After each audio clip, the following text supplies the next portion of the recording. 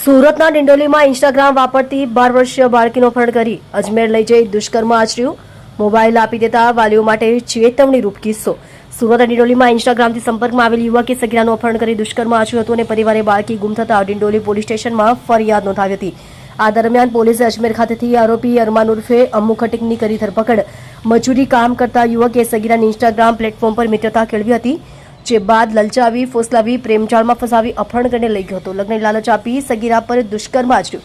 સુરતમાં પરિવાર સાથે રહેતી 12 વર્ષીય બાળકીનો ઇન્સ્ટાગ્રામ પર તેનીથી 14 વર્ષ મોટી ઉંમરના યુવક સાથે સંપર્ક થયો હતો. યુવકે બાળકીને ફોસલાવી ભગાવી જતા પરિવારજનોમાં દોડધામ મચી ગઈ હતી. આરોપી બાળકીને સુરતથી અજમેર લઈ ગયો હતો અને ત્યાં દુષ્કર્મ આચર્યું હતું. પોલીસે આરોપી યુવક સામે પોક્સો અપહરણ સહિતની કલમ હેઠળ ગુનો નોંધી પોલીસે વધુ તપાસ હાથ ધરી છે. 14 જૂને આરોપી સગીરાને ફોસલાવીને અજમેર ભગાડી ગયો હતો.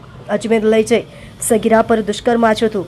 આરોપી બાળકીને ટ્રેન મારફતે અજમેર લઈ ગયો હતો અને પોલીસે ટેકનોલોજીની મદદથી ગુનાનો ભેદ ઉકેલી રાખ્યો છે. બીજી તરફ સુરતના અમરોલી વિસ્તારમાંથી એક ચોંકાવનારો કિસ્સો પ્રકાશમાં આવ્યો છે, જ્યાં સોશિયલ મીડિયા પ્લેટફોર્મ ઇન્સ્ટાગ્રામ પર એક મહિલા સાથે મીઠી મીઠી વાતો કરી પ્રેમ જાળમાં ફસાવી તેના અંગત વિડીયો બનાવી લેવામાં આવ્યા હતા. ત્યારબાદ આ વિડીયો પતિ સહિત સગા સંબંધીઓમાં વાયરલ કરી મહિલાને આત્મહત્યા કરવા મજબૂર કરનાર અને તેના પતિને જાનથી મારી નાખવાની ધમકી આપનાર આરોપીને અમરોલી પોલીસે દબોચી લીધો છે.